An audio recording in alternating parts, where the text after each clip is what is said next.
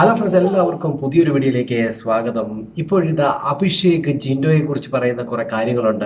ജിൻഡോയെ വെച്ചുകൊണ്ടാണ്, ജിൻഡോയെ അടുത്തിരിക്കുമ്പോഴാണ് പറയുന്നത്. ജിൻഡോ ഉണ്ട്, അൻസിബി ഉണ്ട്, ഋഷി ഉണ്ട്. അവരെല്ലാം ഇരുന്ന് സംസാരിക്കുന്നതിൻ്റെ ഇടയിലാണ് ഇത് അഭിഷേക് പറയുന്നത്. അഭിഷേക് പറയുന്നത് ഇങ്ങനെയാണ്: ഇവിടെ എന്ത് ടാസ്ക് വന്നാലും ഈ പുള്ളി എഴുന്നേറ്റ് നിൽക്കും. എന്തും ചെയ്യാൻ ഇദ്ദേഹം റെഡിയാണ്. അദ്ദേഹത്തിന് ഒന്നിനും പേടിയില്ല. അത് അദ്ദേഹത്തിന്റെ ഉള്ളിൽ നിന്ന് വരികയാണ്.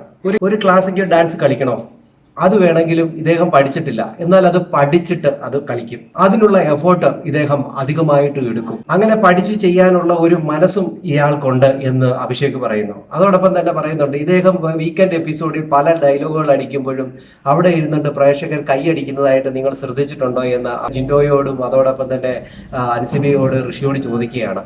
അപ്പൊ അൻസിബ പറയുന്നുണ്ട്, ഞാൻ കേട്ടിട്ടുണ്ട്, ഞാൻ ശ്രദ്ധിച്ചിട്ടുണ്ട് എന്നൊക്കെ പറയുന്നുണ്ട്.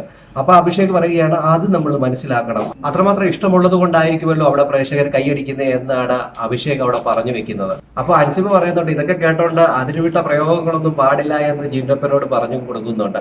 എന്തായാലും ഓരോ മത്സരാർത്ഥികളും ഓരോരുത്തരെ കുറിച്ച് മനസ്സിലാക്കി വെച്ചിട്ടുണ്ട്. ഇപ്പൊ ജിൻഡപ്പനെ കുറിച്ച് കൂടുതലായിട്ട് മനസ്സിലാക്കി വെച്ചിരിക്കുകയാണ് അഭിഷേക്. നിങ്ങളാണ് ഇവിടെ കണ്ടന്റ് കൊടുക്കുന്നത് എന്നും അദ്ദേഹം പറഞ്ഞിരുന്നു.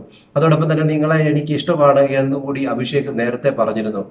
നിങ്ങളുടെ വീഡിയോയ്ക്ക് താഴെ പോയിരുന്ന് ഞാൻ കമന്റ് വരെ ചെയ്തിട്ടുണ്ടെന്നും അഭിഷേക് പറഞ്ഞു. ഇപ്പൊ ഇതാ അഭിഷേക് വേറൊരു കാര്യം കൂടെ പറഞ്ഞിരിക്കുകയാണ്. പ്രേക്ഷകർ, അവിടെ വരുന്ന ലാലേട്ടന്റെ മുമ്പിൽ ഇരിക്കുന്ന പ്രേക്ഷകർ വരെ നിങ്ങൾ അടിക്കുന്ന ഡയലോഗുകൾ കേട്ട് കൈയടിക്കുന്നുണ്ട് എന്ന് കൃത്യമായിട്ട് പറഞ്ഞിരിക്കുകയാണ്. ഇതിനെ അംഗീകരിക്കുകയാണ് ഋഷിയും അതോടൊപ്പം തന്നെ അൻസിബയും അവിടെ ചെയ്തിരിക്കുന്നത്.